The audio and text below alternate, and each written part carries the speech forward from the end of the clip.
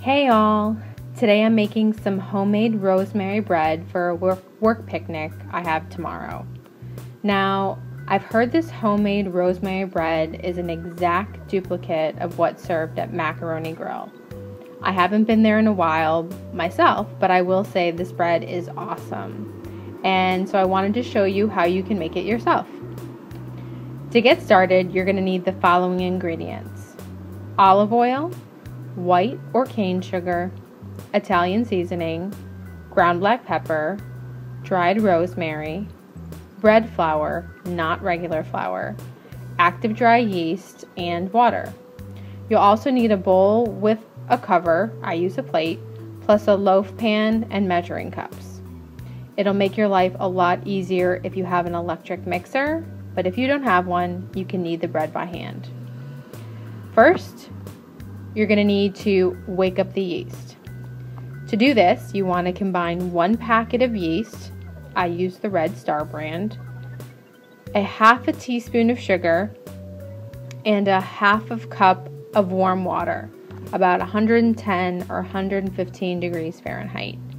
Think a little warmer than a baby's bath water when gauging the water temperature. You're going to stir this until it's combined.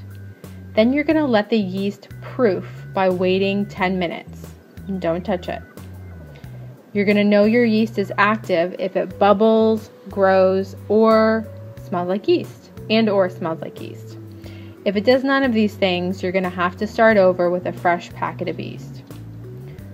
When the yeast is ready, you're going to want to combine the yeast with 1 cup of bread flour, 1½ teaspoons of white or cane sugar, 1½ teaspoons of salt, and 3 tablespoons of olive oil, plus a cup of water. You're going to put all of that in your electric mixer or bowl if you don't have one. You're going to mix this until you get a thick, creamy texture that looks like pancake batter, like in the photo. Usually, this takes about 3 or 4 minutes in an electric mixer. It may take an additional minute or 2 if you're doing this by hand. Then, you're going to need to switch the mixer attachment to the bread hook. You're going to add 1½ cups of bread flour, a 1/4 teaspoon of Italian seasoning, a 1/4 teaspoon of ground black pepper, and 1 tablespoon of dried rosemary. You're going to turn on the mixer or knead the flour or knead the bread on a floured surface for about 5 to 7 minutes. Now, hopefully at the end of this step, your bread will look like that. You're going to go ahead and put the kneaded bread in an oiled bowl, covered, and put in a warm place for about an hour. I used the plate since I didn't have a cover for my bowl. After the time is up, hopefully your bread will look like this, and what you'll need to do is punch down the loaf for about a minute or so. Then you're going to want to shape the bread and place it into a greased loaf pan. You're going to leave it in a warm place and let it rise for another hour. Now when that time is up, you're going to need to get the loaf ready for the oven. You're going to brush olive oil and sprinkle some coarse sea salt on top, and you're going to bake in a preheated oven at 375 degrees for about 20 minutes.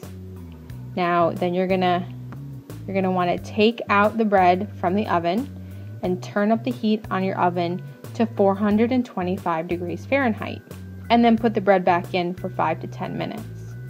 If you sprinkle on water, just spritz it on about 3 times throughout the baking process. You're going to have a really nice brown crust on the outside, and the bread will be very soft in the inside. You're going to go ahead and take the bread out of the oven, hopefully it looks something like that, and let it cool for about 15 minutes before slicing. I can tell you I've toasted this bread for turkey sandwiches, I've used it to soak up leftover tomato sauce after Italian dinner, but I will tell you, since this bread has no preservatives, it starts to get a little stale after the second day. But it's so good, it probably won't last that long. Well, all, I hope you've enjoyed this homemade rosemary bread recipe. Let me know how it works out for you.